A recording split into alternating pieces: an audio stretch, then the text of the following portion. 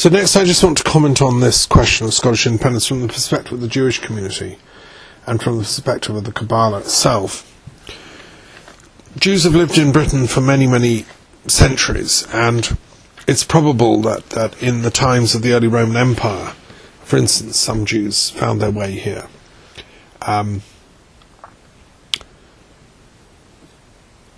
There's also been a congruence or a parallelism between the ancient Druid path and the ancient Jewish faith, and there are similarities between the Druid teachings of cosmology and the Hebrew Kabbalistic teachings, and I've enumerated this and gone into it in my lectures on Druidry and transpersonal history, and my talks on Druidry, but also on the Kabbalah Runes book, which I published recently.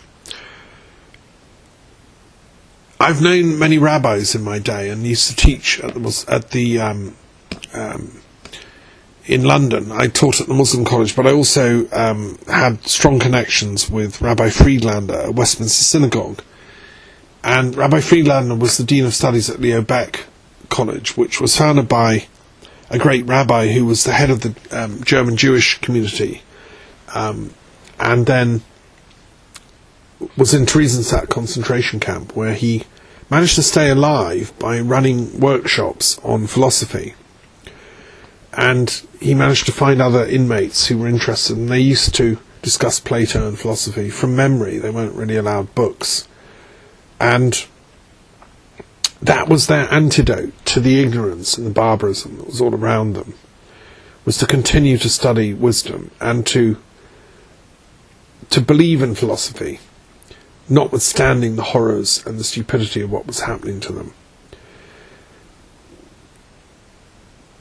In Montreal, where I was born, there was a strong and important Jewish community, which included many intellectuals and many Savills, and one of the most important for me and the biggest influence on me, although I never met him personally, was Rabbi Klein, who edited the Etymological Dictionary of English, which I discovered when I was in Canada in the 70s.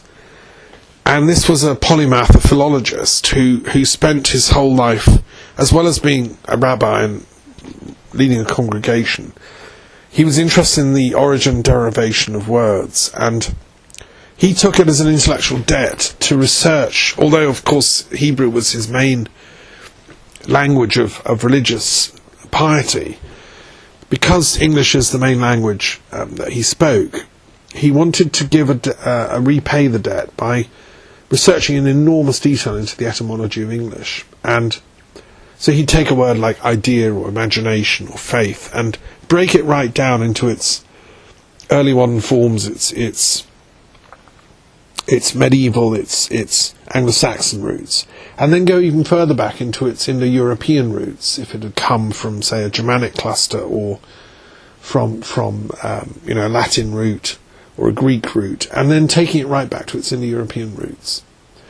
And when I found this book, I was absolutely in awe of it, and it became my most favoured possession when I studied in Calgary in the late 70s.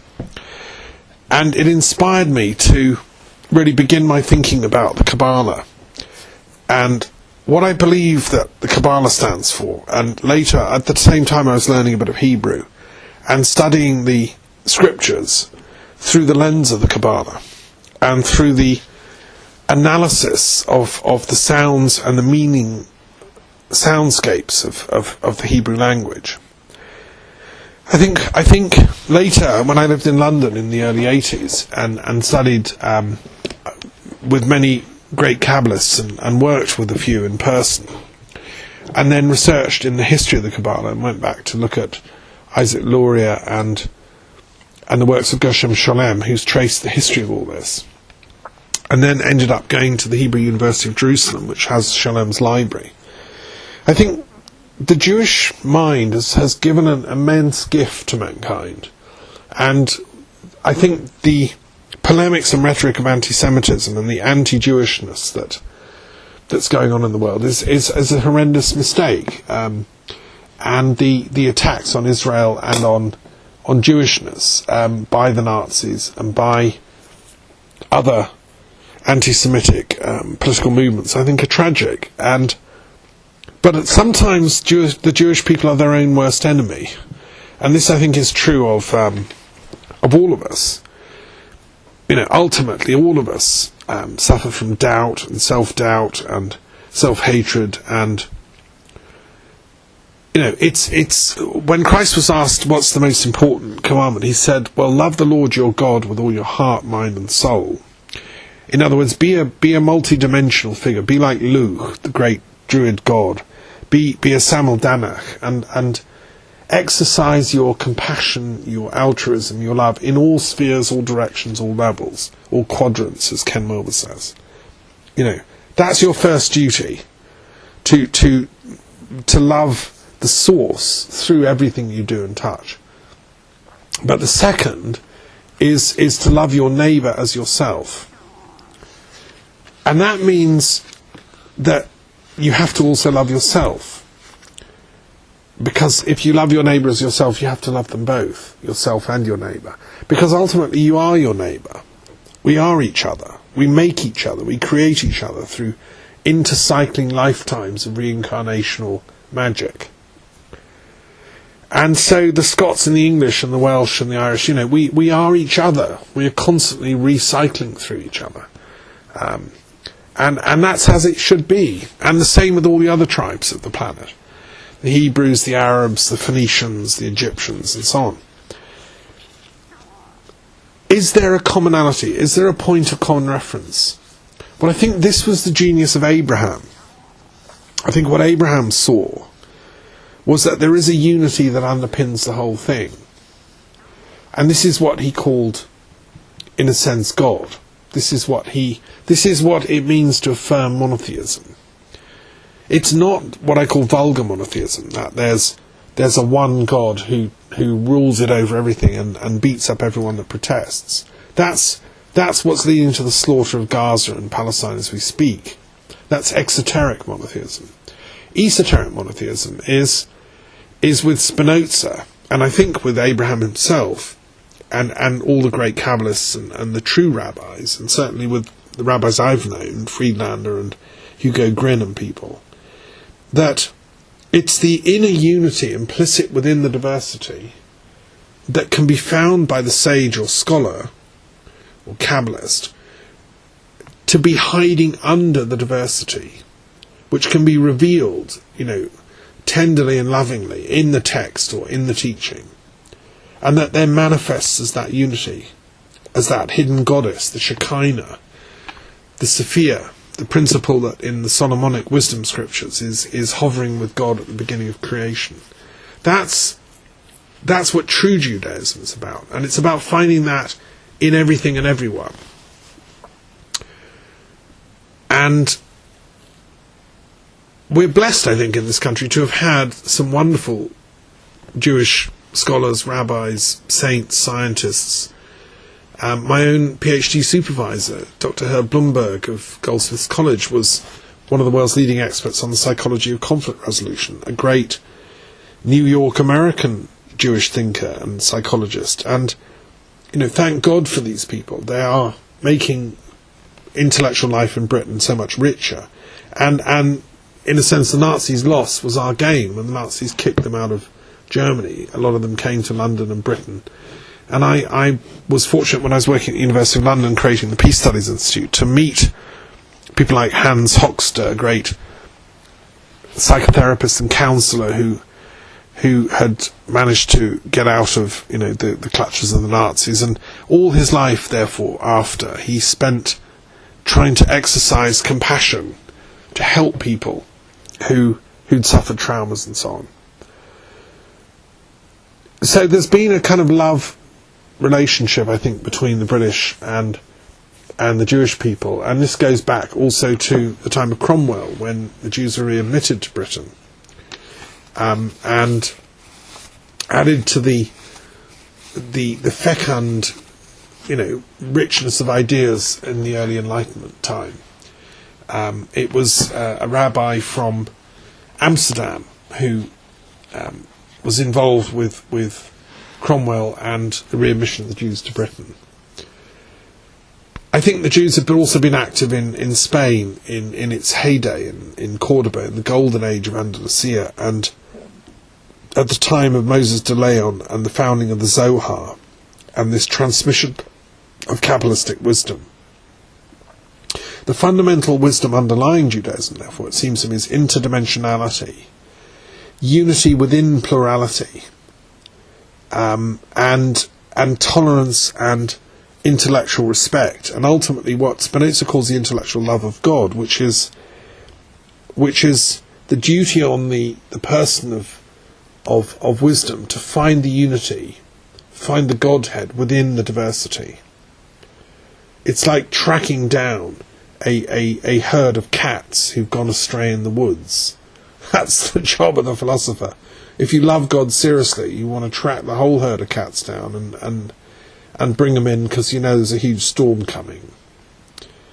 Or, Christ would have used the metaphor of the sheep, like a whole bunch of wild sheep on the fells or mountains of Scotland. What you're doing there is finding within the diversity the unity, and therefore Britain has been a very tolerant home to many Jewish thinkers and savants over the centuries. The problem of modern Zionism and the rebirth of the State of Israel, and the fallout of the challenge of how to solve the problem with Palestine and the Palestinians, I think remains a moral duty for the British people. Personally, I think we should have probably tried to stop World War I ever starting, and the latest evidence shows that King George V may have egged on his foreign minister to get involved in World War I. The thing was a disaster. My mother was born on the 1st of January 1914, and she's got an exhibition on at Brighton Museum as part of a series commemorating 1914 and World War I, and I think the tragedy of that mass slaughter is something that it left everything in shatters. It destroyed destroyed the Russian Empire, it destroyed the Ottoman Empire, which had kept a sort of harmony in the Middle East, and it destroyed the Austro-Hungarian Empire, which had kept a kind of harmony in that part of the world, and the German Empire as well. And nobody really won World War I. But from it came the Balfour Declaration and a British commitment having the mandate for Palestine to create an independent state of Israel, eventually. What I think we need to do now, however, is to help give birth to and create an independent state of Palestine. As in this time, in August 2014, we're seeing a mass bombardment of the people of Gaza who have nowhere to flee to and no hope, and are dying in their hundreds, innocent women and children. And I think the British people could help mediate here, and hopefully bring some common sense to the situation. In my own 19-point peace plan, I proposed that Palestine should be admitted to membership of the Commonwealth as part of its package for becoming an autonomous, independent, sovereign nation, but having sworn peace with Israel. And I think both nations deserve to take their place as mature and responsible nation-states among the polity of nations of the world as a whole. And I think if we stay together as a UK, we're more likely to be able to pull that off and help that. And I think we have a bigger moral duty to give birth to a Palestinian state by using whatever influence we have at the United Nations, in the European Union, in the Commonwealth, and so on, than we do if we allow ourselves to be broken up by particular interests into some kind of little, mosaic patchwork, and we'll soon have a little independent Cornwall, independent East Anglia, independent Mercia, independent Wessex, etc. Independent Orkney and Shetland, they'll probably want to break away from Scotland, etc., etc. No, if we stick together as a UK, then I think we've got a chance to pull off some important stuff in the next few years. And this creating of a Palestinian state, not against the interests of Israel, but actually in the best interests of the Jewish people, because most of the Jewish people I know and have spoken to want one thing above all, and that's peace. Shalom is the word they end their prayers with, and they greet you with. I've travelled in Israel. I've met, amazing people in Israel, and have a huge love and respect for Israeli people. But what they need most of all is this gift of peace, which can only come when we give the Palestinians their state on equal terms. It's a paradox. Blake used to say that Britain stood for the very ancient energy, the ancient of days, and all things begin and end on Albion's rocky shore, he said. Well, in a sense, he's right. As a Druid, I would say, yes, he is right. They've now found in Orkney this incredible Nessa Brodga, this ancient temple, which was there thousands of years before, the Temple of Solomon, or before the modern day, religious traditions of the Middle East. So I think from that perspective of that timelessness, I think we should not forget that it was Balfour, was a Scottish aristocrat, who made the declaration saying we should bring into being, or we should help come into being, a Jewish state. Well, I think we need a new Balfour to say, well, okay, fine, you've got it, but let's please also not forget the indigenous people, the Palestinians, their amazing heritage, their Christian, Arabic, Islamic, going right back to the pre-Christian, pre-Islamic times, in a sense the descendants of the original people of Palestine. And the word Palestine goes back to Philistine, and the evidence shows that the Philistine peoples were actually Mycenaean Greeks. They were having similar pottery and art and culture, and it's probable the Mycenaean Greeks had settled along the coastline of Gaza and the Philistine coast. And the legend is that Perseus, the great Mycenaean Greek hero who founded Mycenae, and who rescued Ariadne off a rock outside of Haifa harbour. The legend is that Perseus was actually there on the coast, and that, I think, is a mythological clue as to the true identity of the Palestinian people. And once again, it proves how the Mediterranean people are all interconnected. My point about the Kabbalah runes is that there's no such thing as purely Semitic languages, or purely Greek. Hebrew is Greek, as the great scholar Yehuda pointed out. And so our duty as scholars is to affirm that unity, and that, to me, that was the point of Christ. That was what Christ was trying to teach. If he was alive today, I'm sure, he would be saying, it's to get to that place of unity that all our striving should go. That was the point of his saying that's the most important of all the laws.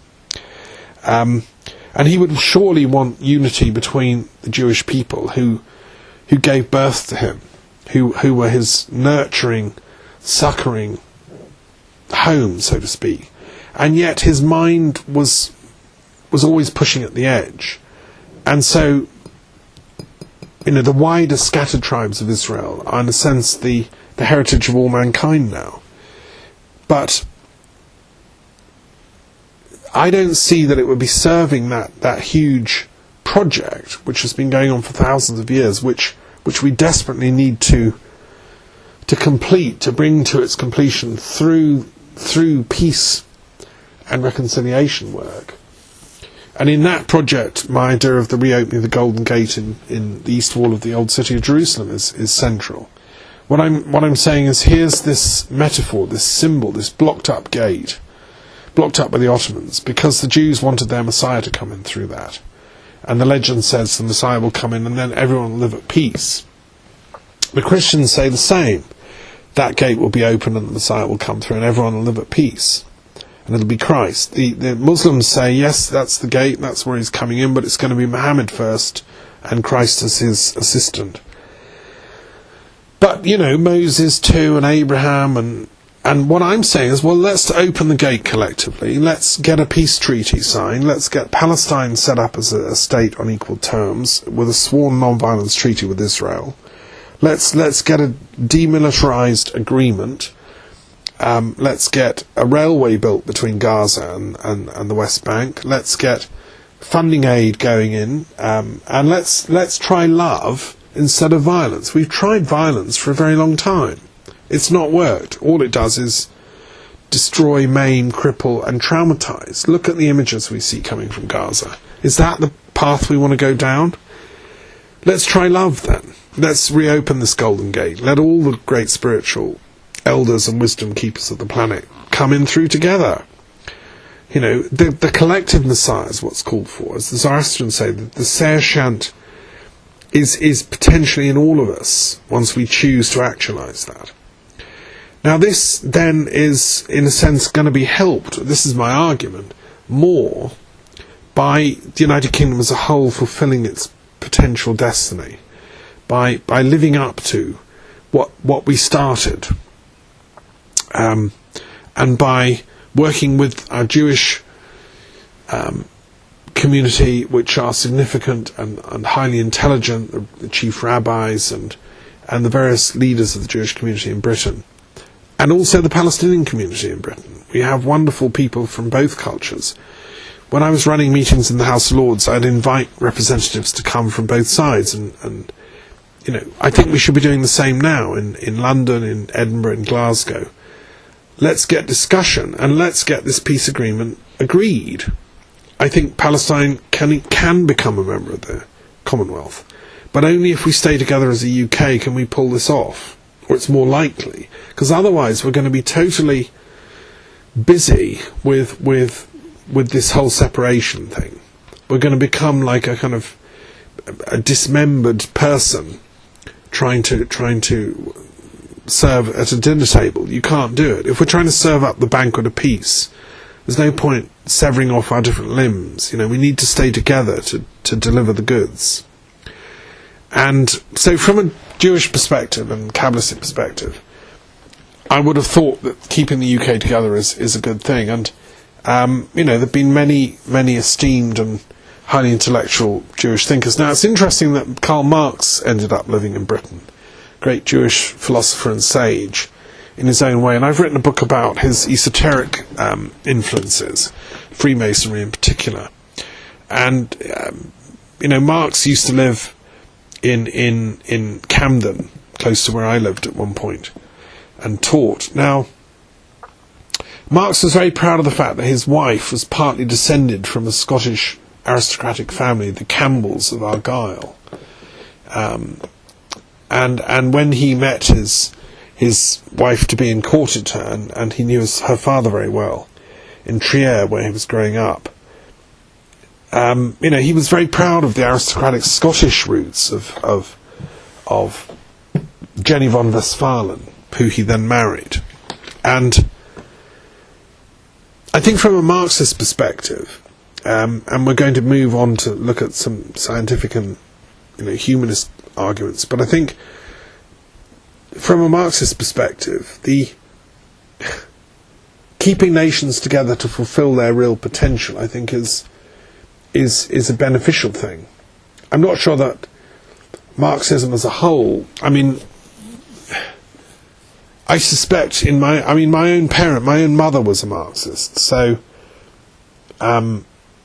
I think as an idea it's lost some of its validity, but I think there are some things that Marx said that are still valuable.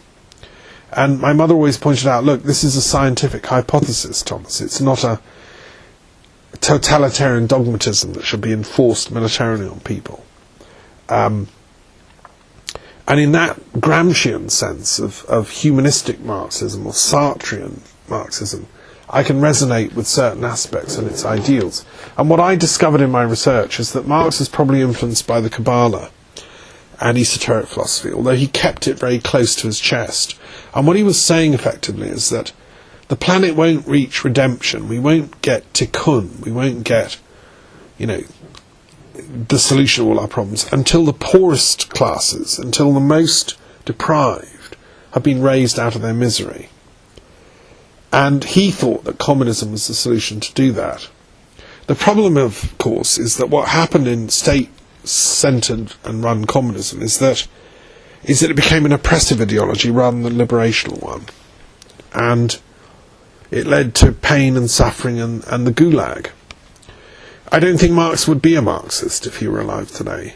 His real instinct was about liberation, and he was really a romantic poet. He was a romantic who wanted human freedom and liberation and wisdom. He wanted knowledge, ultimately, to set people free. Now, I don't think, the Labour Party, Ralph Miliband, the father of Ed Miliband, current leader of the Labour Party, was a Marxist intellectual, and from the Jewish community, and a highly intelligent man, taught at the LSE where I used to study and my children went to nursery. There's a profound tradition here which I think still can benefit the people of Britain if it could only live up to its higher formulation. But if you believe in that collective liberation of man, and if you want to call that socialism, I don't think you'd want to call it Marxism, but you might want to call it some kind of socialism, or an appreciation of the importance of the amelioration of the worst kind of living conditions for the poorest members of society, then I think you'd want to keep the UK together, because we did have an experiment in socialism. We still do. We have an ongoing relationship with that concept of collective redemption. I don't see why, for example, we can't renationalise the railways. I quite liked British Rail. Why can't I get on a train in Brighton and end up in Inverness and it's all one railway, and I get a cheap deal? Why can't we bring back some aspect of that common sense thing? Why do our energy supplies have to be impossible to comprehend? Why can't we have a nationalised energy industry? I don't see why the infrastructure of our common needs can't be met in that way, and yet totally in harmony with a freeing up of the entrepreneurial spirit of the best aspects of individualism. So I would have thought that from a Marxist perspective, if you split up the United Kingdom, basically you're going to jeopardise that project of collective advancement, and you're going to get a kind of separation of the ways, and I would have thought that that's not in the interest of the country as a whole.